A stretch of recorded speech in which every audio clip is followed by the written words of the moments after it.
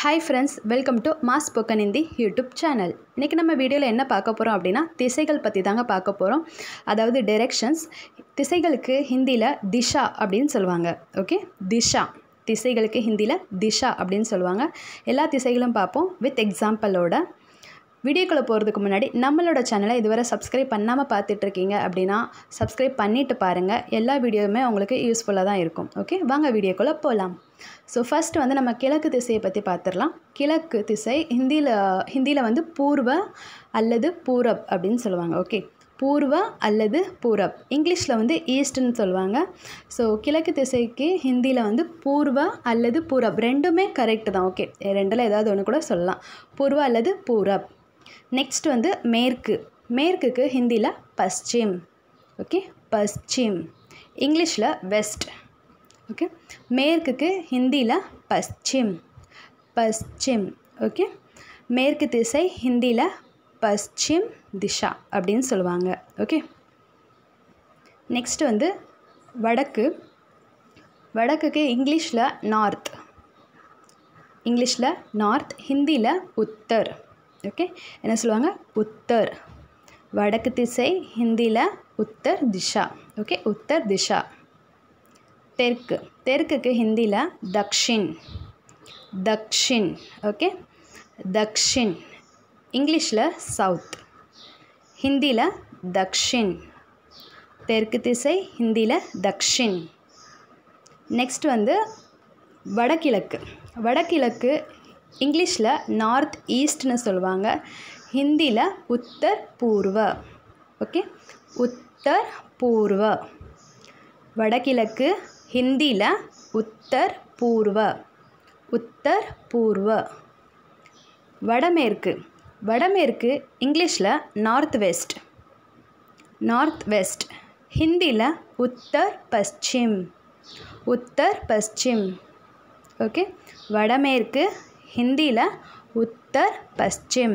உத்தர் பஸ்சிம். தென்கிழக்கு. தென்கிழக்கு இங்கிலீஷில் சவுத் ஈஸ்ட். South east. ஹிந்தியில் தக்ஷின் பூர்வ. தக்ஷின் பூர்வ.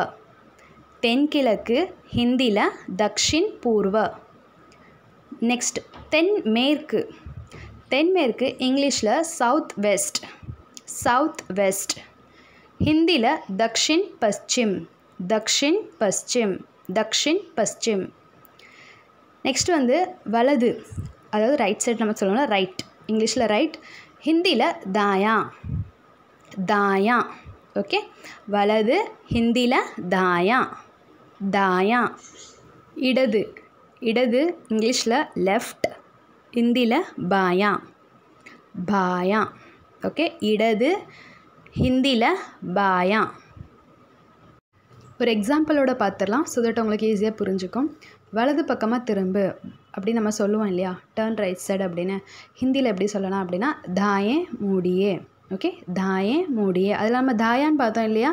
ஸோ ஒரு வாக்கியமாக உருவாக்கும் போது தாயே மூடியே இப்படி தான் சொல்லணும். ஸோ தாயே மூடியே அப்படின்னா வலது பக்கமாக திரும்பு, வலது பக்கமாக திரும்பி வா அப்படின்னு நம்ம சொல்லுவோம் இல்லையா. அதுக்கு ஹிந்தியில் தாயே மூடியே. ஓகே, தாயே மூடியே. இடது பக்கமாக திரும்பு. இடது பக்கமாக திரும்பு. இதை எப்படி ஹிந்தியில் சொல்லலாம்? பாயே மூடியே. பாயே மூடியே. பார்த்தீங்களா, இப்போ நம்ம அங்கே பாயா பார்த்தோம் இல்லையா, அதே தான் இங்கே வாக்கியமாக நம்ம பண்ணும்போது பாயே மூடியே.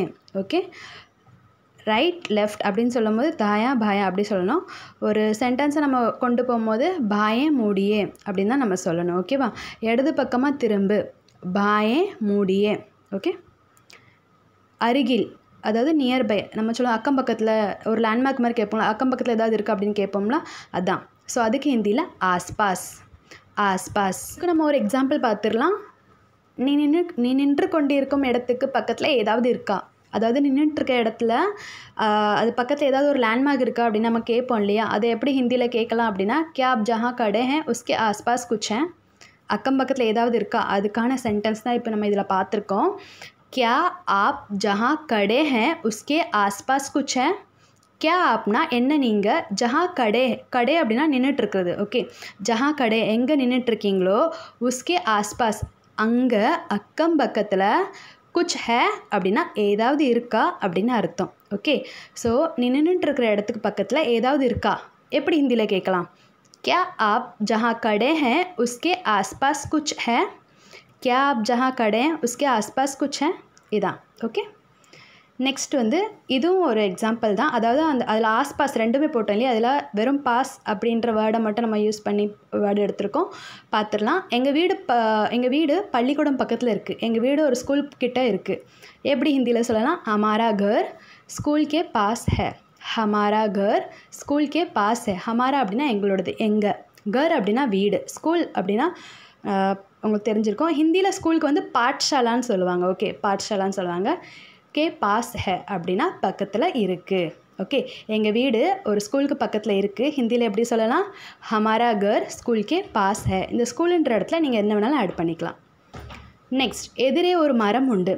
அதாவது இப்போ உங்கள் வீட்டுக்கு ஆப்போசிட்டில் ஒரு ஆப்போசிட் அப்படின்ற வேர்டுக்கு தான் ஹிந்தியில் சாம்னே அப்படின்னு சொல்லுவாங்க. ஓகே, உங்கள் வீட்டுக்கு ஆப்போசிட்டில் ஏதாவது ஒரு லேண்ட்மார்க் சொல்கிறீங்க, ஒரு மரம் உண்டு, இல்லை ஒரு பெரிய கடை உண்டு, ஏதாவது ஒன்று. ஸோ அதை எப்படி ஹிந்தியில் சொல்லலாம்? சாம்னே ஏக் பேட் ஹே. சாம்னே ஏக் பேட் ஹே. சாம்னே அப்படின்னா ஏத்தாப்பில் இந்த கடை இருக்குது, ஏத்தாப்பில் அது இருக்குதுன்னு சொல்லுவாங்களா, அதான் சாம்னே. ஏக் பேட் அப்படின்னா ஒரு மரம் இருக்குது. ஓகே, சாம்னே ஏக் பேட் ஹே. அதுக்கப்புறம் இது ஒரு இன்னொரு மாடுலேஷனில் பள்ளிக்கூடத்துக்கு எதிரில் தான் எங்கள் வீடு இருக்குது. இதுவும் அந்த சாம்னேன்ற வேர்டுக்கு தான் எக்ஸாம்பிள். எப்படி ஹிந்தியில் சொல்லலாம்? ஹமாரா கர் ஸ்கூல் கே சாம்னே ஹே. ஓகே, எங்கள் பள்ளிக்கூடத்துக்கு ஏத்தாப்பில் தான் எங்கள் வீடு இருக்குது. ஃபார் எக்ஸாம்பிள், ஏதாவது ஒரு ஆஃபீஸ்க்கு ஏத்தாப்பில் தான் எங்கள் வீடு இருக்குது, ஒரு கம்பெனிக்கு ஏத்தாப்பில் தான் எங்கள் வீடு இருக்குது. எது வேணால் நீங்கள் அதில் ஆட் பண்ணிக்கலாம். ஓகே, ஸோ அதை எப்படி ஹிந்தியில் சொல்லலாம்? ஹமாரா கர் ஸ்கூல் கே சாம்னே ஹே. ஹமாரா கர் ஸ்கூல் கே சாம்னே ஹே. இப்போ இது வந்து சீதே ஜாओ, நேராக செல், நேராக போ அப்படின்னு நம்ம சொல்லலாம். எப்படி ஹிந்தியில் சொல்லலாம்? சீதே ஜாओ, சீதே ஜாओ. ஸோ வீடியோ பிடிச்சிருந்துச்சு அப்படின்னா லைக் பண்ணுங்கள், ஷேர் பண்ணுங்கள், சப்ஸ்கிரைப் பண்ணுங்கள். மறக்காமல் உங்களோட ஃப்ரெண்ட்ஸுக்குமே ஷேர் பண்ணுங்கள். ஸோ தட் அவங்களுக்கும் யூஸ்ஃபுல்லாக இருக்கும். தேங்க்யூ.